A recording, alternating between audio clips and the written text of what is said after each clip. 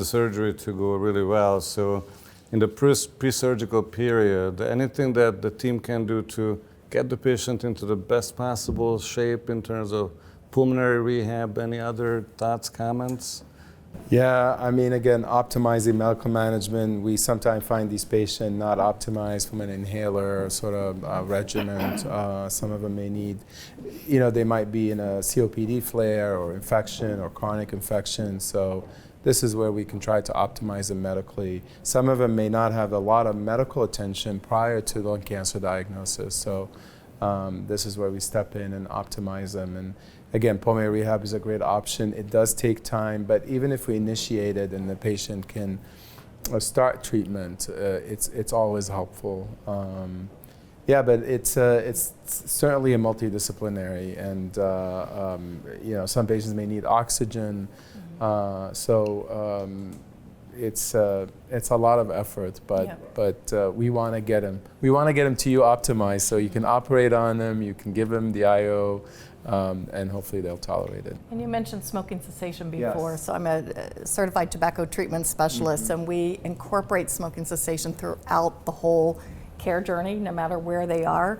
We start this early, we get them on medications, and then we continue to follow them. Any patient I put on varenicline or combination nicotine replacement, I will be reaching out to that patient because we know that smoking cessation not only is better for surgery, but it also improves survival and has less side effects. People have less side effects if they quit smoking even after a diagnosis of lung cancer. So we really try to work with our patients as much as we possibly can to quit smoking. Fantastic. So maybe I can ask you, Jay, we spoke about how to optimize the patient for the surgery, but we also need to kind of reassess the tumor as to how it responded to the neoadjuvant treatment. How do you see the role of imaging in that space? There's a bit of confusion as to pseudoprogression, things of that nature. What do you do in your practice to make sure that you're taking patients to the OR who you can actually resect? Yeah, so I mean, I think most of us are just repeating a PET CT scan, but it's not unusual to not see a dramatic response, but yet pathologically there may be a significant response because it's a very short interval between completion of the neoadjuvant chemo-IO, then re-imaged because we're in a rush to get that patient to surgery. So we don't necessarily have a long interval from the IO to really assess response. And there's been, exploratory analyses for PET CTs and how really it doesn't necessarily show a significant response.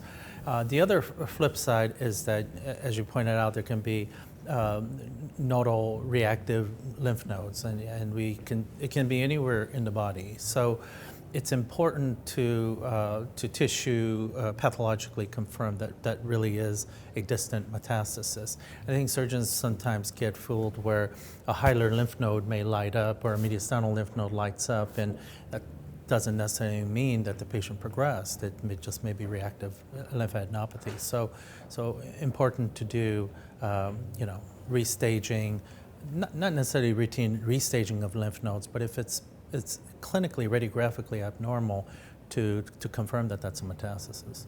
Momen, I presume that's your job again. And that's actually an area of research interest for us. As Jay mentioned, we see not infrequently it's that patients who get IO can have reactive lymph nodes, granulomatous inflammation, and then you do a PET for restaging, these lymph nodes light up. And I think it's important then in those instances to do a bronchoscopy, do endobronchial ultrasound, sample those lymph nodes, because the intervention down the road or the treatment will be different. Yeah. If this is a reactive lymph node, great, we're all happy, the patient's happy.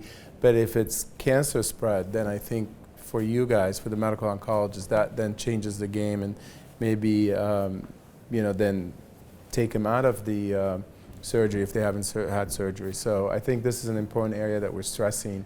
Don't presume they're cancer right away, because we're seeing a lot of IO-related reactivity in the lymph nodes. Absolutely. So now let's imagine that the patient has successfully made it to your operating room. You have to make some big decisions in the OR as to margin status, things of that nature. How do you come up with the optimal decisions, for sort of the borderline resectable patient?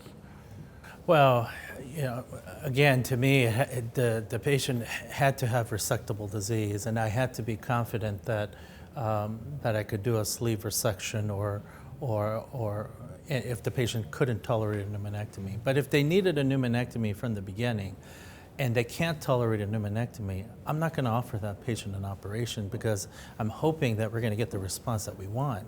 And if you don't, and you're still left with pneumonectomy, I think that's what a scenario that we want to avoid. So to me, they had to be operable and resectable to begin with. Achieving margin negativity is a very sensitive subject to the surgeon. It's taken very personally. So we want to achieve margin negativity. But having said that, the next generation phase 3 trials in this space are including R1 and R uncertain patients, because as our systemic therapies improve, some of this may be cleaned up by the systemic therapies. And then the role of postoperative radiation for margin positivity is what our standard has been. But so I think that achieving margin negativity is good, and we try to do that. I think we're doing a lot more sleeve resections because and trying to avoid a pneumonectomy.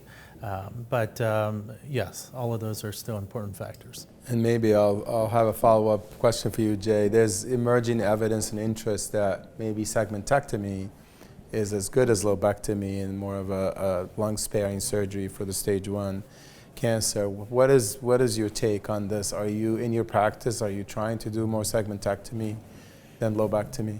Yeah, so in the treatment-naive patients, less than 2 centimeters, you know, we've had 2, you know, phase 3 surgical trials, one from Japan and then one from CLGB in the U.S. And so peripheral, less than 2 centimeters, we try to, but it's much more complicated than that, because the high-risk features, and in this era, what about the ctDNA MRD positive patients? You know, should they have gotten a segmentectomy?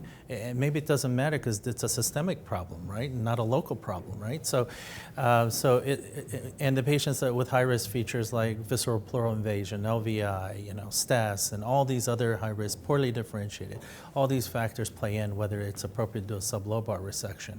But I think in the era of chemo-IO, neoadjuvant chemo-IO, do we need to resect to the extent that you started with? Going back to, you know, can we do a segmentectomy or sublobar resection post-chemo-IO, and because it's a smaller tumor, and that and get away with that? Is that survival the same, or are we going to be missing intranodal lymph nodes that needed to come out? So it's a surgical question that are up for future trials. As your systemic therapies improve, we do need to alter our extent of resection. Absolutely. We want the best outcome, not just curing our patients, but, you know, making sure that they can have highly functioning lives.